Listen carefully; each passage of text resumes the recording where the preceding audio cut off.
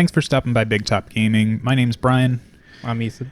and we've got round two. This is the first game of round two that will come out when it's supposed to come out instead of jumping the order. Hopefully. So we've got some Legion advancing into Circle, the classic matchup of the ages. So this week I'm dropping Bethane 1 again. I was really hoping to have an opportunity to play the other list and try and showcase both of them. But looking into Brian's pairing, I thought I was getting Iona again, and I figured Bethane would be the safe drop because I have the Archangel. If I light Ravagers on fire under Animus, it's dice -1 auto, so like it's nearly an auto tough check. I have Hex Blast to strip upkeeps, and I have Wraithbane. So like I know the other list also had access to Unbinding from the little units. The BFS. And I think that one had a Naga too. I just really liked Bethane's ability to arc a Hex Blast wherever I need, and then also like do some poke damage with her spells, and then also having the Archangel gun and Animus just for all those bodies, because like you can be deaf whatever, I don't give a shit, or I don't give a poop. If you're Wolf Rider deaf 18 in melee against living, like I just gotta clip him with an AoE, then it's like auto dice damage. Yeah, it's rough. Yeah. So that was my logic. So for the Circle pairing, I decided to drop Iona for a lot of the reasons that Ethan stated. The thing that I'm scared about the most between the pairing is the Archangel. And when you take something like Chromac 2, who has the really big Beast Brick, the feat can help him survive for sure, but you want the feat to be both offensive and defensive, so you want to get work out of both of them. You don't want to just be popping it for a +3 armor aura. So Iona allows me to be a lot more aggressive, and after I'd seen the table, I really liked Iona into that table for sure. And even with the Archangel, like shooting at Chromac's beasts would just like, yes, hyper aggressive will work, but I think by the time all is said and done, I would probably hyper aggressive into a threat range, and then I would lose a heavy and gain nothing back in return. So like there are some cool things that Chromac could have brought to the table, but I think that Iona just feels like the safe bet into this one. And with we're on Anarchy, or no, we're on Bunkers for this scenario, so she has a lot of solos and the ability to spread out pretty wide, so I don't have to worry about I don't have to worry about not having any elements for scenario play, whereas I feel like Chromac 2 on this particular scenario, that'll get away from him after a while, even though there's things like Wayfarers and stuff like that in there. So Iona seems to be the drop for me, and let's get into the game and see how it shakes out.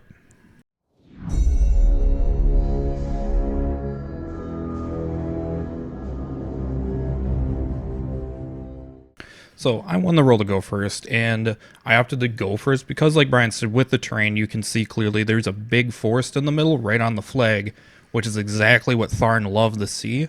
So I did not want Brian going first, running to just behind the woods, and then his charge threat with Hunter's Mark threatening into my zone.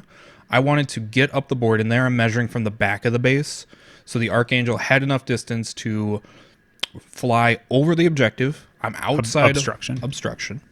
Outside of 11 of the Lord of the Feast, thanks to flying high, his threat's even lower than what it's already been nerfed to. And there on the top, I'm just measuring how far he can shoot, and then how far up I can get behind that obstruction where he put the well. Blight Archon goes, puts the arm buff on Zuriel, puts up the sprint spell on himself, and then Zuriel runs up to right butt to butt with the obstruction. I think here... no, it's going to be probably after this.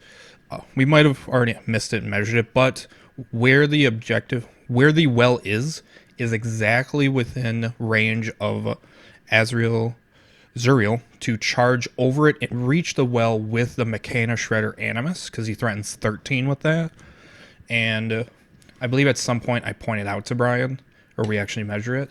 Yeah, we start trying to figure it out a little bit later in the turn, I think, just to figure the positioning and stuff. But I think you're really utilizing the speed and threat of the Archangel to kind of let the rest of your army pull in here. Like, you've kind of got your play of the table for this turn one. Even though I can see through the forest, like you said, since I don't have turn one, I don't have as much to leverage here as you can.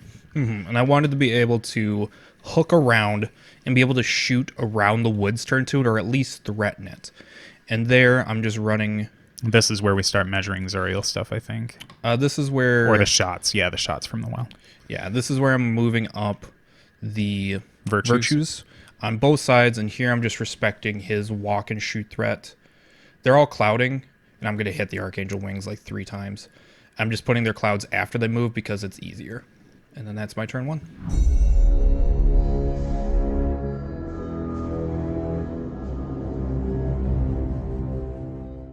So before we get into my turn 1, the video probably looks a little different, a lot more washed out or brighter. I kind of learned some of the problems that were going on with the camera, so essentially it just doesn't like doing back-to-back long games and likes to shut itself down, like functionally, really. Like, it doesn't actually shut itself off, it just kills itself. So we're kind of in the process of trying to figure out how to change the camera or get a new one, but for right now we're going back to the oldie and goodie of the webcam to film this out. So I'm a little bit concerned about how things are going to be looking for me for this game. I feel like Ethan's got a lot of legs up over me, but I do have this forest in the middle that I can utilize. So what I'm trying to do here is measure out the walk punch range for the Archangel, and then Ethan kindly reminds me that it could be a trample punch range. So I start moving things up to make sure that I'm not giving Ethan anything right off the bat that's behind that forest, like my tree strange growths over there, to start threatening the hunter's marks from there. And I decide to have the Tharn Wolf Riders kind of swing way wide on the other side. They're going to be kind of the ones who are there to clean up that flag as I try to take it over. You'll notice that the well is not in my big square zone. I kind of want to be, in order to leverage the way this forest is going to work for me the best, I needed to make sure that it wasn't going to be in the way of my Tharn getting in there. So it's nice to have a structure that's like sitting in your zone so you can score it. It doesn't score. Oh, it's not. Structures do not score unless they switched it up, but that was one of the biggest complaints about them. They don't I guess, score. yeah, the boxes are battle engines, and that's why it's not a structure. So I guess either way, I was doing fine. I'm assuming Steamroller 2021 will fix that. It could. Who Or knows? unless it's already been fixed and I'm just talking out my ass and don't remember. Yeah, I'm not 100% sure. My steamroller knowledge is not the greatest, but at least we have all this random discourse to fill out my super long turn 1. So the things that I'm really scared of, first of all, the reason why I put the well over there instead of by the Archangel was because I didn't want to just lose it for nothing. It is tempting to put it over there and see if Ethan could try and see if he would come into it and make sure that I could charge it afterwards, but I know he would just shoot it off the table somehow, and that would not be really great for me either. So I try to leverage Geterex over here. Like, I have spiny growth on him, so Ethan can shoot him up and everything, but I want to make sure that I can still start threatening with him. I feel like I've got to play really, really coy with all of my pieces right now because they are quite fragile, and with Bloodthorn and Disintegrate swinging around on Ethan's side of the table, I need to make sure that my very fragile pieces can live.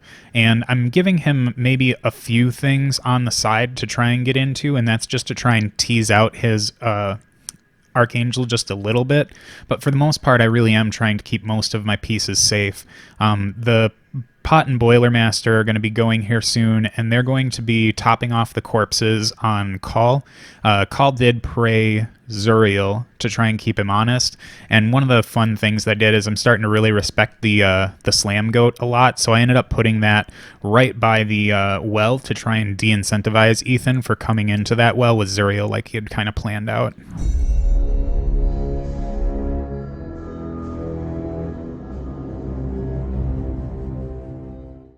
Yeah, measuring Zuriel's threat onto the well before your turn basically lets you know where the goat had to go. Mm-hmm. Whereas if I had just waited till the beginning of my turn just to see, like, oh, am I in threat? Like, then you might not have positioned the goat in such a way. And here, I believe I'm going to actually still measure to see if I can charge off to the other side of the well where he can't counter slam through it, because you have to go in a direct line just to see if I can, like, I'm not too scared of the well this game. It's more of like if I can start collapsing that side and then just getting some extra damage over there, kill the well, sprint out of the goat threat, the wolf riders can still get to me. I'm going to be doing some cute stuff on the board edges to make myself immune to blood weavers, which is also one of the reasons why I guess both my lists had virtues, so they could have done it.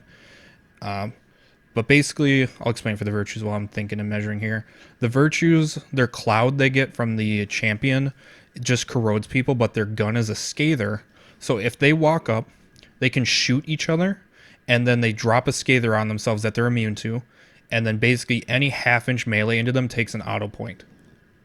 So like if you're single wound infantry with half-inch melee, virtues can be immune to you if they just shoot each other. So, a point of order, real quick. You ended up measuring out the range to see if the Archangel could move up and shoot my chieftain and get out of Getorex's threat range, and that is not something you could do. So, I think you're opting to kind of change the way you're doing things over here. Yep, I could repo out of his normal threat range, but not out of his Hunter's Mark threat range. So here I'm moving up just in range to shoot the Lord of the Feast. You opted to hold him back instead of pushing him up. I missed the first shot needing a 6. Drifts off, does nothing. Second shot hits. I boost damage. I believe I rock him. Yeah, you blow him up pretty hard right there. I was hoping that wasn't going to happen, but I did forget to move him on turn 1, and I probably would have just moved him into the rubble anyways and probably would have still lost him, but he is an Indunia range, so I couldn't save him that way either, and it's really unfortunate because I think the Lord of the Feast does offer a lot of really cool things, and to lose him early is unfortunate. So there I repoed outside of 14 of Getorix because I was outside 12 with Deceptively Mobile. I can move 3, so I opted just to back up. So here... You're just shooting yourself? Yep, I'm shooting myself, drifting off a little bit. Just basically making the pod immune to Bloodweavers. I'm outside 11 of the White Mane, so he could get a Hunter's Mark on me.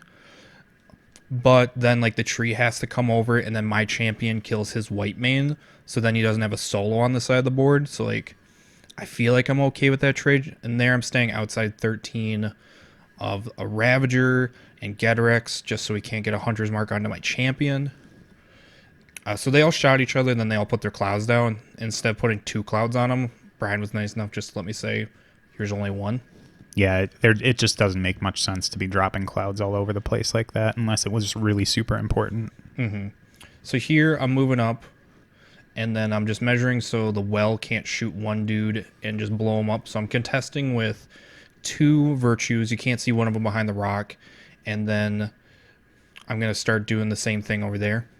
The front one actually shoots the tree just to try and get some damage on it. And I only do 1 point, I want to say. Yeah, it wasn't. I think it was only 1 point in the first one there, yeah. The blast damage does nothing to the well and does nothing to the Wolf Rider next to it, but I corroded it. I corroded all of them. For future turns, if it doesn't go out, then I'll get peel back the layers, and I don't have to worry about, like, my assault shot missing if Iona's too close, because that's one of the problems. If I try to assault Ravagers, miss the AoE, even though I won't scatter off them, they'll dodge 2 inches back, and then I won't be able to punch them. So the more corrosion I can get out early, the better. And then I'm just basically shuffling up and making Brian come to me now. Like, I know he's going to score his zone, but he's got to give up something to score my zone, and then I can kill anything he puts into the middle. That's pretty much my logic for the turn.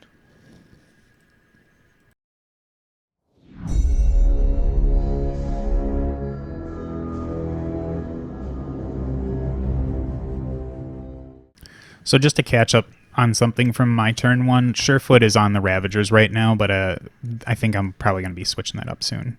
You can see my corrosion checks over here. I think the first 2 end up going out, and then the well ends up keeping the corrosion, so that works out pretty well for me with the tree, and the Wolf Riders are pretty easy to damage anyways, so trying to make sure that they don't take as much is going to be beneficial for me, so not being corroded anymore is quite nice.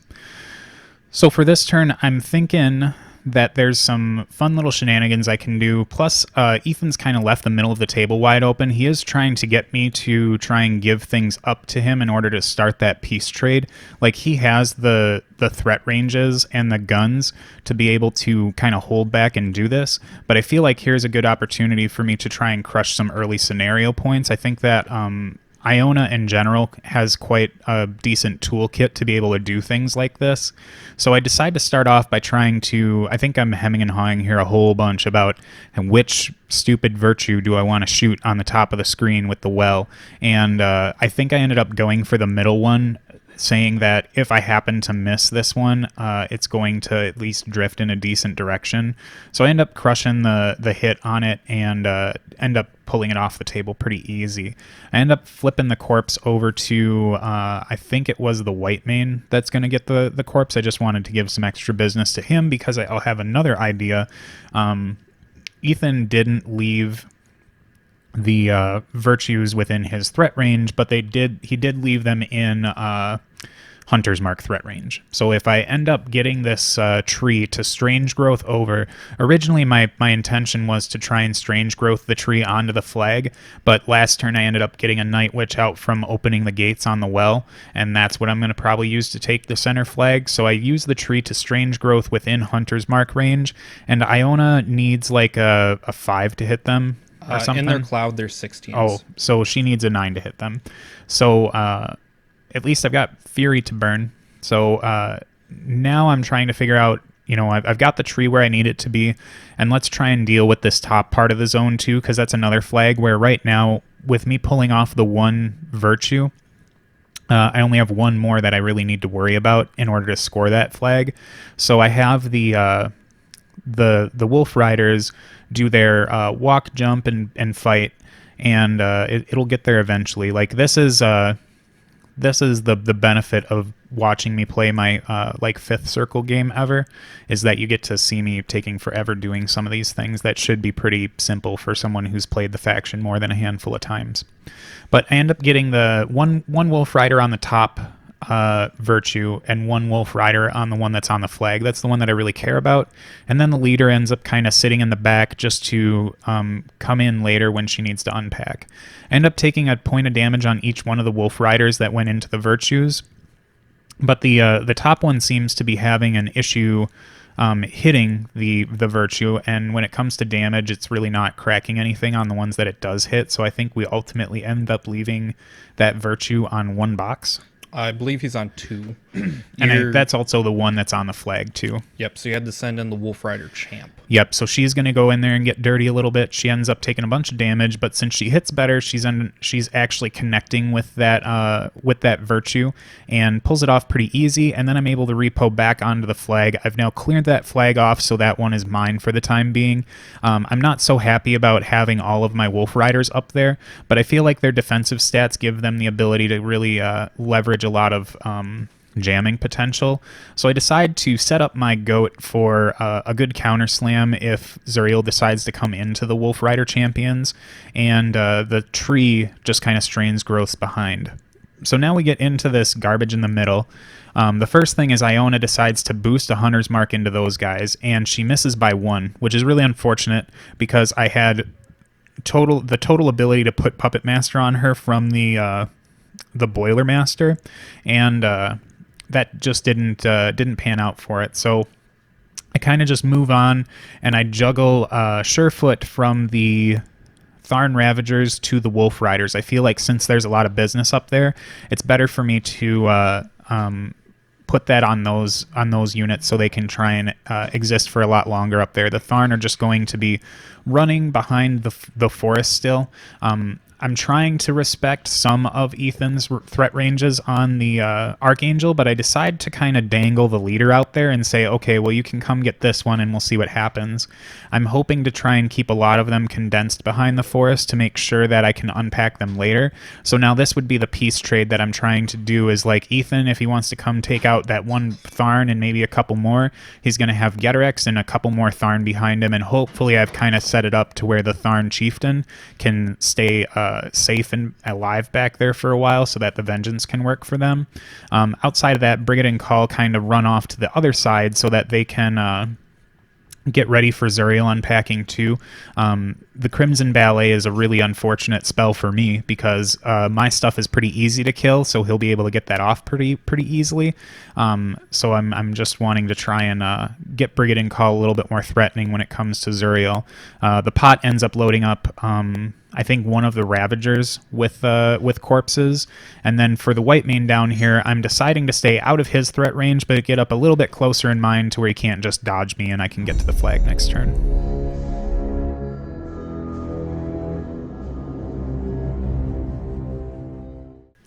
Yep. So Brian scored one of the flags or two of the flags, so he went up 3-1, which I knew he'd make a push. But now I can rally back. Like I can take the bottom objective. I think I can clear that top one. Here we're just measuring like am I within 13 of Iona if I charge the well, but it's just out. And I also see like Zerial is in range to fly over the rock and engage everybody in that bubble to try and clear the flag. So that's also my game plan. Like if I can clear that top flag, I can score the bottom flag. I'll score mine, and I'm hoping the Archangel can kill enough Ravagers to live. And also, it's worth noting Geterex is full, Yeah, he is very full. and I see that Iona's only camping 2. So I realize if Zerial kills the goat, I think I might even be able to kill Iona. If I can kill that Ravager that's on the flag and fly the Archangel straight up, I can get a line to not only Iona, but also to the medium base infantry that's a lower def next to her.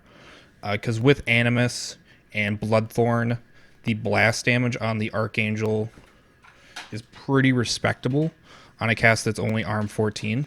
Yeah, that'll still hurt her quite a bit. It's like dice off 3.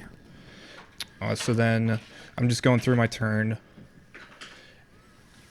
And basically, like, this is kind of a long turn for me because I'm either A, going to make a scenario push, or B, try to kill Iona. Yeah, you've kind of got a lot of options here in terms of what you can do.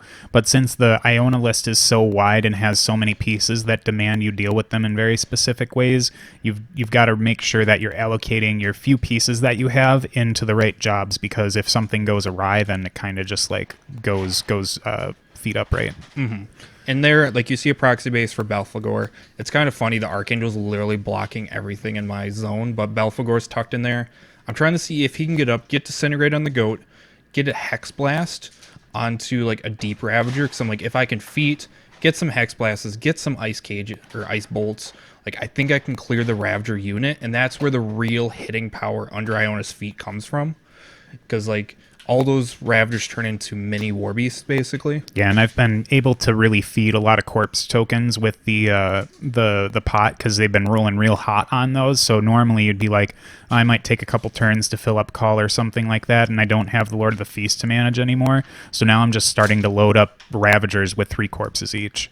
So Belphegor moves up within 6. I'm like, Brian, you want to counter slam and hit the rock? And he's like, no. So wish I'd moved the thing over more. So I put down some corrosion tokens. I put a feat. I disintegrated the goat, did some decent damage, almost took out a column. And then I put out a Hex Blast. There's a little bit of a gap between the Ravager and the wood up there, so I was able to see through it and hit the one that's sitting on next to the guy with 3 corpses. And I think here you might have... Is this where we click it over to me and I spend like a whole 3 minutes figuring out if I want to Dunian this or not? Yes. So I put the Dunian where I did because I wanted to make sure that I could pull a damage roll from the Tharn Wolf Rider champion.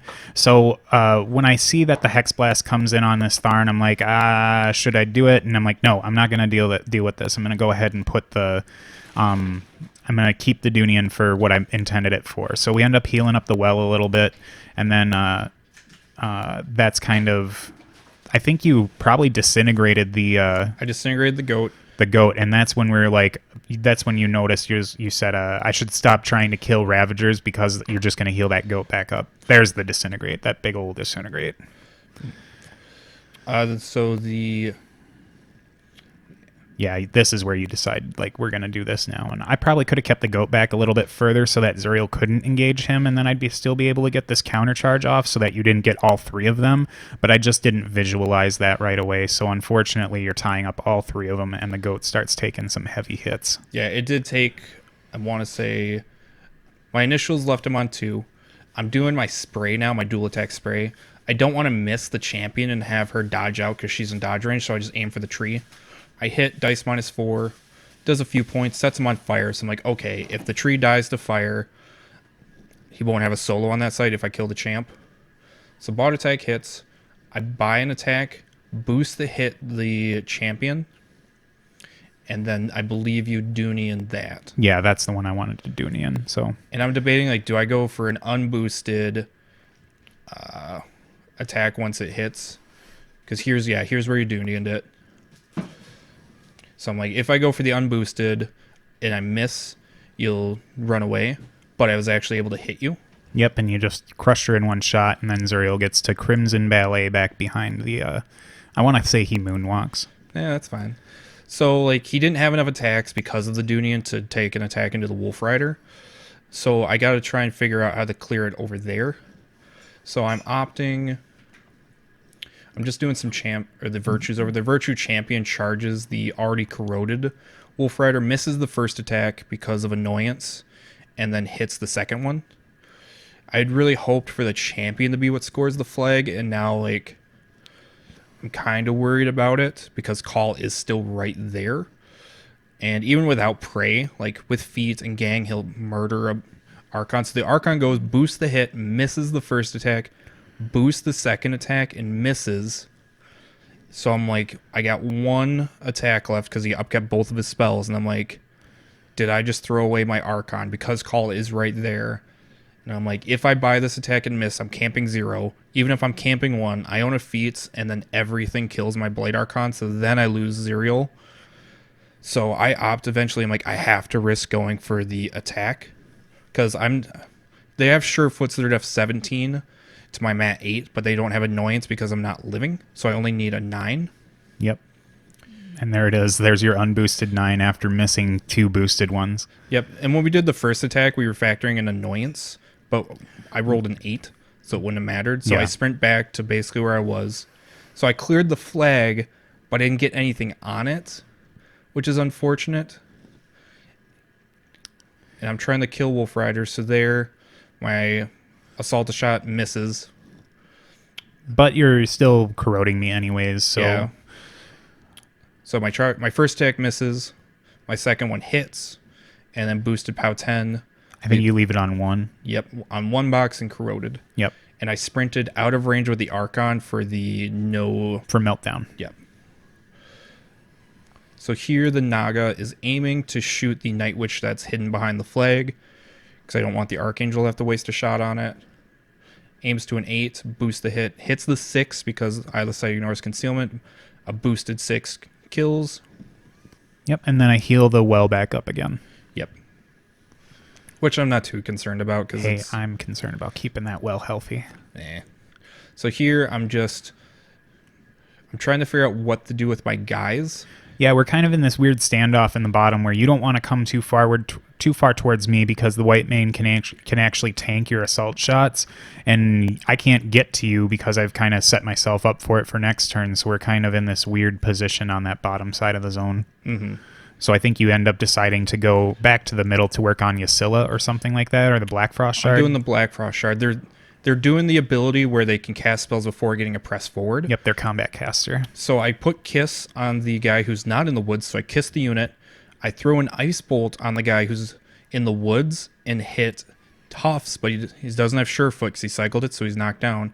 So I go for a press forward with 2 of them. Yep. So the leader and the disbinding guy, right? Yep. Or yeah, those are the ones that you threw forward. The harm guy and the unbinding. Oh, sorry. So I auto hit the knockdown guy, kill with the POW 9 Weapon Master, and now I get to throw out another Ice Bolt. And now I'm out of Dunian healing targets, so that's some lost efficiency. Although I could have healed her though, right? She can heal herself? She can, I think she can heal herself. Well, shucky darn. So I Ice Bolt another Tharn, because with harm, it's a POW 14. Dice -1. My charge attack on the Ravager needing a 6 rolls 2s, so I miss.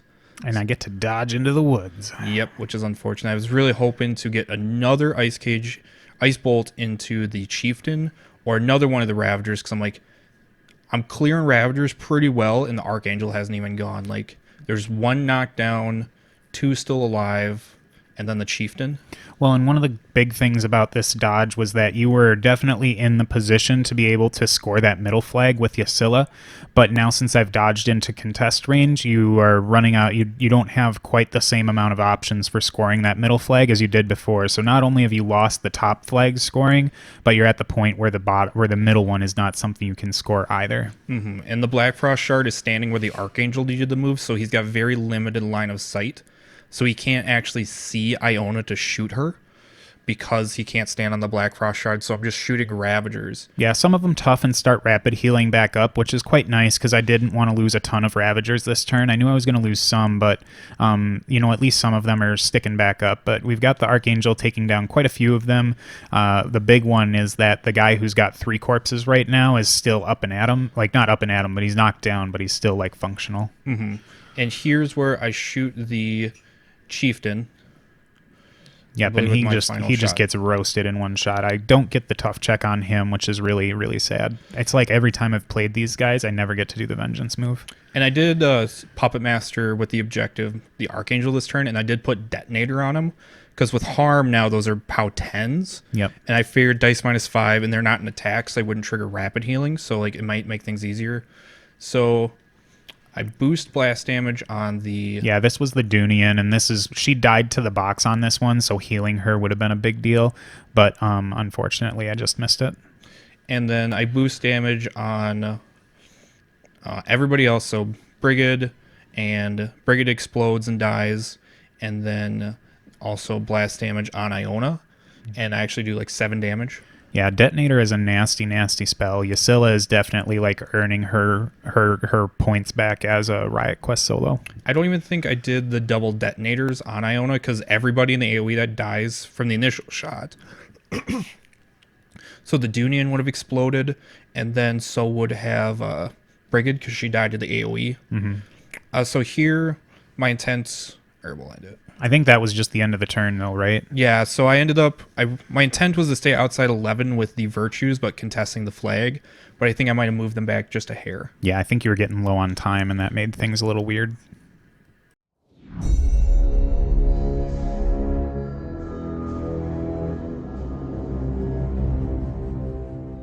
And I did not repo the Archangel back, so now I'm within range of Iona for the auto fire. Yep, and I take damage and go down to 2 boxes. So and on the other ones, like on the far side, I think my Tharn Wolf Rider beats the corrosion check, and my tree beats the fire check too. The fire goes out, no, but the corrosion does not. Gotcha. So the Wolf Rider champion, I think, is dead now. So now you have a soul to score, because I think I tied it up here. Like I scored 2, so we were 3-3. Yeah. Well, I would be at 4 right now.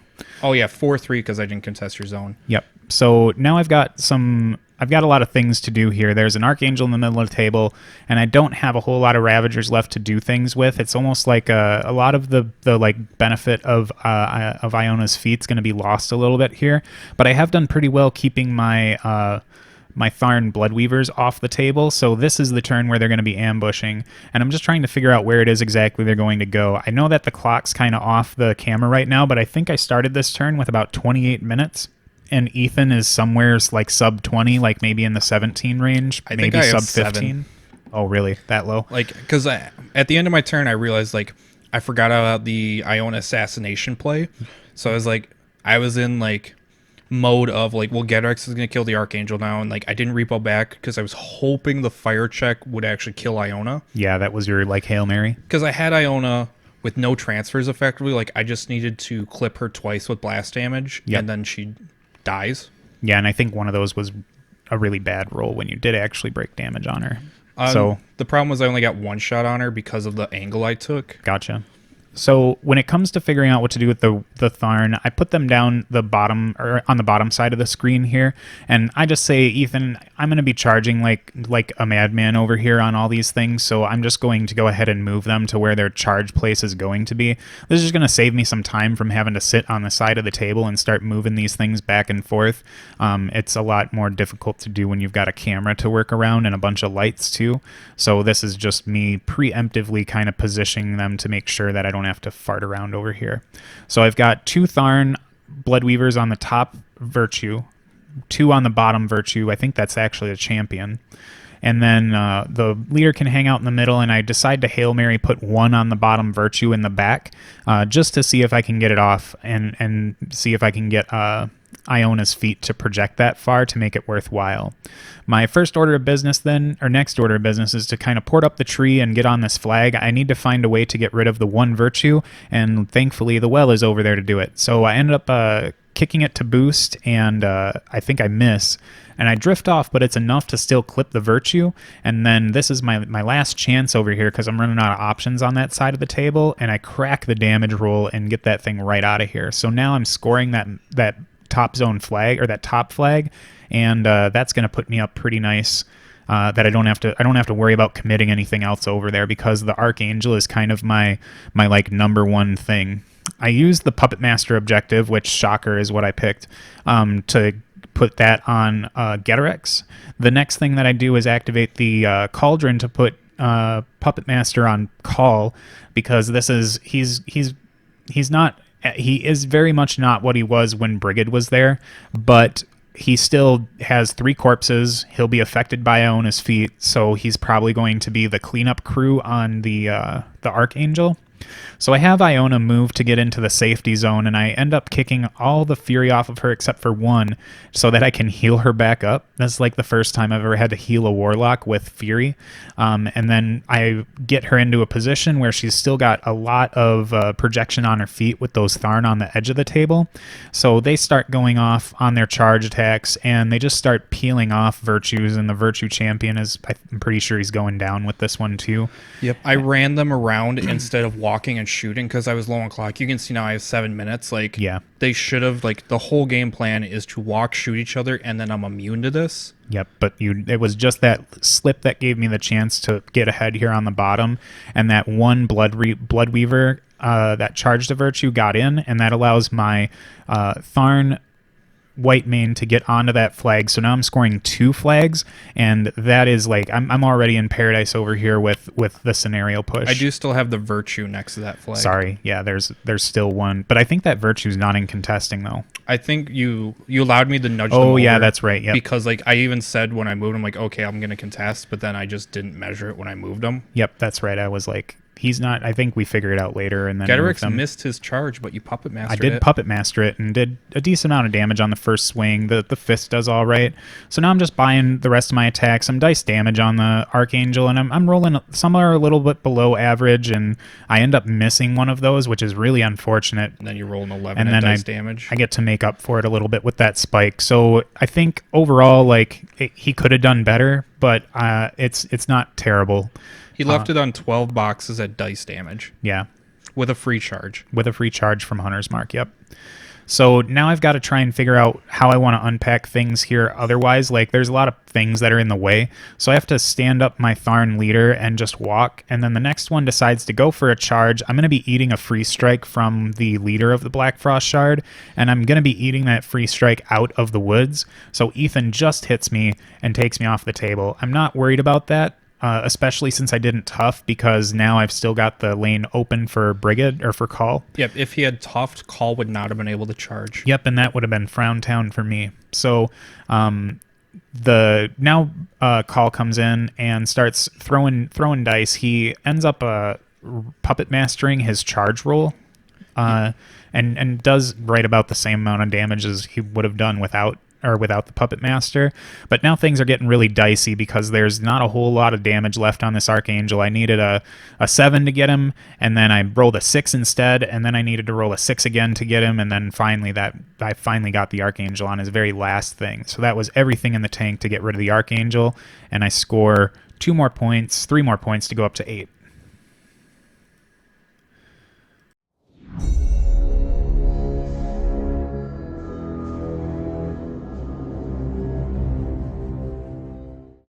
So Brian's up 7-4. Yeah, not 8-4. Iona is camping 1, but Geterex is full again. So I'm like, okay, I'm just going to try and seal the deal that I should have done last turn. So Belphegor is going to just run to get within 10 of the objective. Iona is in cover, So she's def casual 20 against magic, so I did not want to try and hit her and have her dodge. Yep, and my one folk fury isn't doing me any good because Getrix had to go hot.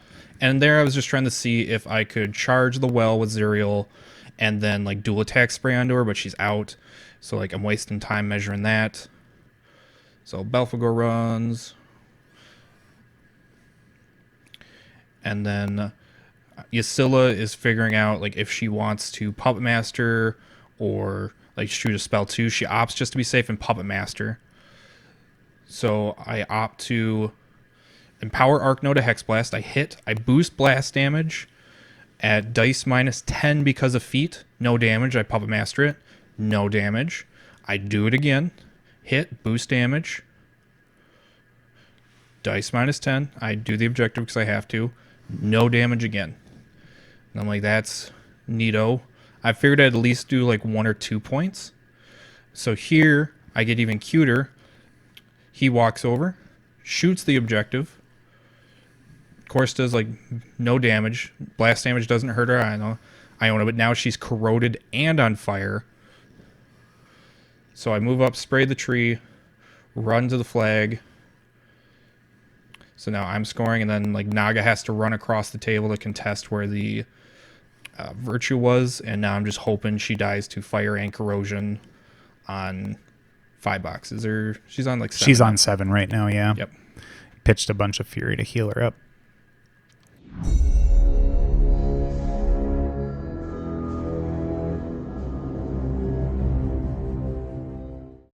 So right away we get to do the checks, and I think this one was for corrosion that didn't go out, and the fire doesn't go out either, so now Ethan throws the damage and doesn't quite get the job done. I needed a 6 to kill her. And left her on 1. So I'm back in this game, and none of my continuous effects are out, so that's a bit of a bummer. But now I'm just trying to find ways to leverage more of the game. Ethan doesn't have a ton of time left, and my main goal here is just to make sure that Iona survives. So I end up having the pot go and top call off just to try and get some work done in the middle here. For some reason, I think I had it in my head that there was a chance I could close out the scenario right now, but with Ethan scoring that bottom flag, things get a little bit more wonky. Or the top flag, sorry. Things get a little bit more wonky. Like, I'm feeling like I can clear the middle zone pretty well. So I have my Tharn go and Call go, and they're trying to, like, the Tharn ends up clearing off the Black Frost Shard that was on the flag, does not clear off the Virtue that's contesting over there. Call ends up obliterating that side of the table. The Black Frost Shard's gone, then there was something else that was over there that's gone. And now I'm checking to see what Getrix can do in terms of threat. I was thinking maybe, if I'm lucky, I can reach to the Mechanical Shredder, Ysilla, and the objective. Unfortunately, I'm like a hair of an inch out from being able to get that charge to work the way I want it to, because I would have to charge Ysilla and get exactly to where I needed to be in order to get the Mechanical Shredder. So I just decide I'm not going to go after the Mechanical Shredder. I'm just going to put Getrix in the zone and throw an attack on your objective. I wanted to buy another one, but then I realized that Iona is very much not having him in control anymore, so that's the end of Getrix, but at least Bethane's like 6 inches away from him, so if something goes weird over there, that's going to happen. So now I do some other things to clear flags, and this is just going to be Tharn Bloodweavers charging a bunch of things. So the Virtue goes, and now we're just going to be plugging away at the Naga, who's like 12-15. So 13-15. 13-15, sorry. So the Bloodweavers are hitting pretty decently, and I think maybe one of them might have missed. But they're doing a ton of damage to that Naga, and when we finally get to the last lady, he goes down. That leaves me with the ability to put the white mane on that flag, and now Iona's just going to try and be a little bit more safe. I think I end up pitching a couple boxes to heal up, but now I'm sitting on maybe 4 Fury or something like that so that I can transfer to Getrix. I'm kind of threading the needle to make sure... They're camping too. So I'm threading the needle to make sure that I'm in the well and still have Getrix for transfer targets. I just have to try and survive.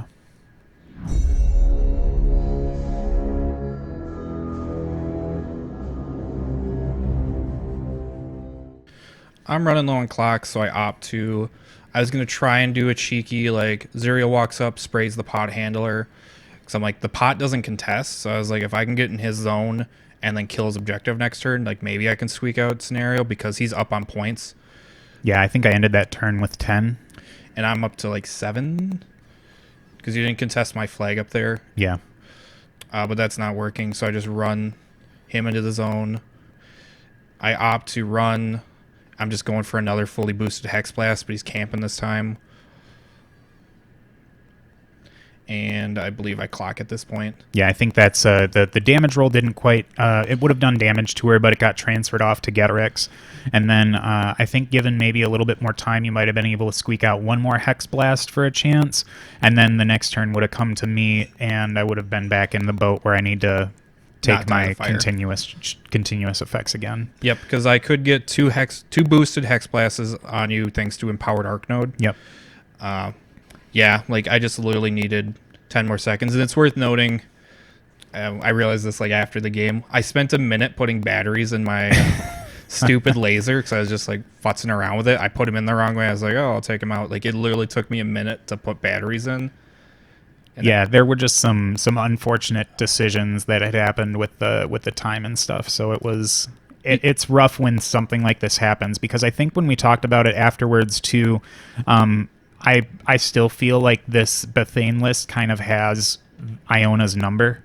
Yeah, it has all the tools I need to deal with her list, and like I can breach out and touch Iona, and like I got her down the 2 boxes one turn. The next turn I got her down the 1 box. Like it was just, yeah, it was more so that things went wrong for you than things went right for me. You know what I mean? Like, it was more just some things didn't come up even when the coin got tossed, and this Iona ended up lucking out on this game. Yep, literally I just needed one of the Hex Blasts at dice minus 10 blast damage to do 1 point with the Puppet Master reroll, and then Iona's dead. Or I just roll a 6 on the fire. Also, like, the what-ifs. The Black Frost Shard that missed his charge attack on the Ravager needing a 6. Didn't get to do another Ice Cage if he would have killed with a Power 9 Weapon Master. So that would have, like, hit Call. And under feet, I might have stationaried him. Yeah, and that would have stopped me from being able to take out the Archangel. Yeah, and, like, the one that's sitting on the flag that blocked my line of sight to kill Iona just to straight shoot her, I would have needed a boosted 10. But I figured with double Puppet Master, I could have chewed through it. But the problem is Call was right there. So I figured if I'm standing kind of where that Ravager is next to the flag, or where the Black Frost Shard was, I could have shot Call. And then he would have... Or I could have shot the Chieftain, clipped her with blast damage, because the blast damage is pretty good.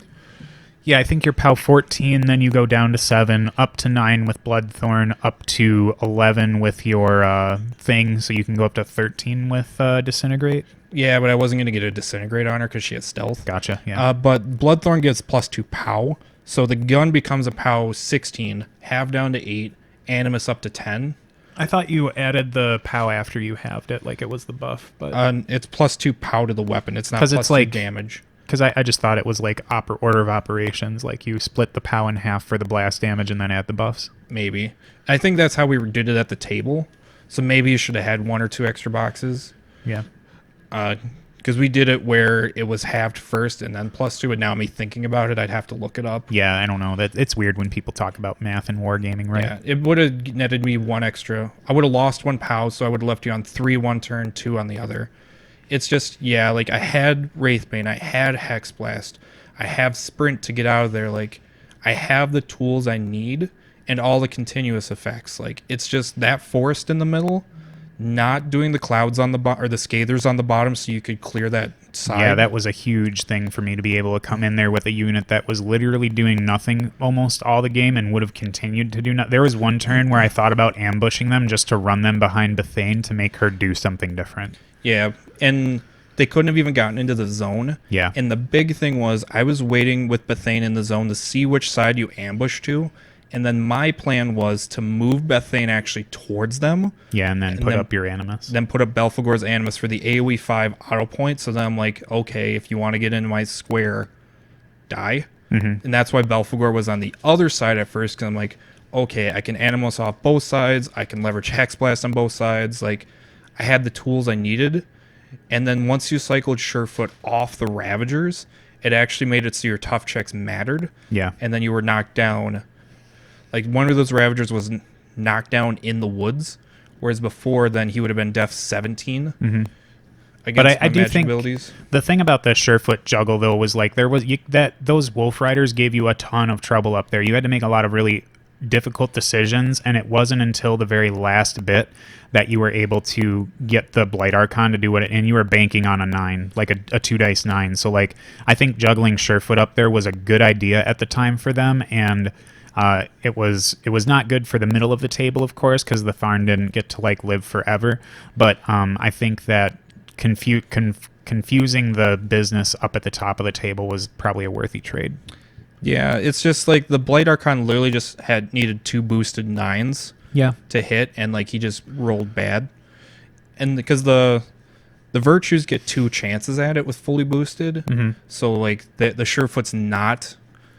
It's still bad for me. Yeah, it's just not as bad. I have extra chances of cracking it. I just feel like when it comes to defensive stats, when you crank some up to like beyond like reliably hitting stats, like with that, because I feel like the Ravagers, whether Surefoot was on them or not, you're going to be able to hit them all right. If they're in the woods, though, But there was only one in there, that was the problem. so that I feel like that was not a terrible choice. No, it does work. It's just I had like enough shots that boosted 11s with the virtues, and boosted 10s with the champion. Yep. No, I think that overall the scenario for this game was pretty interesting. I like we both kind of had some back and forth scoring. I mean, we ended the game on really high numbers for control points, right? I think when we math it out, like I probably end with 11 or 12 points, something like that. You ended. I think I ended You ended your turn last with 12. turn with 12. Yeah. So you would have scored the flag on my turn, and then my champion would have ran to my flag. So it just gets weird in this scenario. Like, I was okay giving you second Yeah. to start scoring, just because like It's easy to keep up. yeah, because you can always score your zone.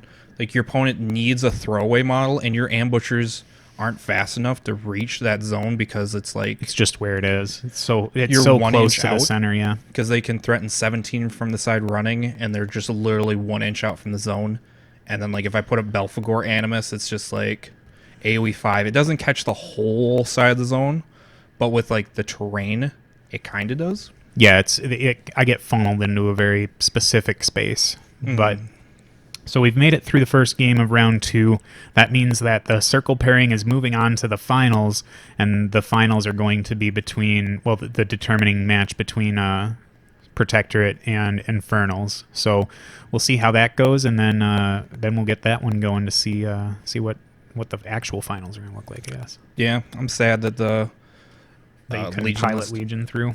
because like I really like this list. The like, pairing is good. The Bethane list is really great. I really do like having a throne with Bethane. I don't know if I like it more than having like if you dropped like a virtue and something, then maybe you'd be able to fit it in. But it I would think take you'd both just be units of virtues yeah, to get you'd the be thrown in. splitting a lot. But I just really like leveraging our feet so much with those things. But the Black Frost Shard can do enough with their feet. Like, they're in a position where they could do their combat caster ability, which was Yeah. super fun for me. Combat caster plus battle wizard on weapon masters that are mat 7 is really nice. And like Ysilla is just a feat on her own. Like that AoE 4 fully boosted 10s, and then she does it again. She's like half the good things about Sorsha 2 running around. Yeah.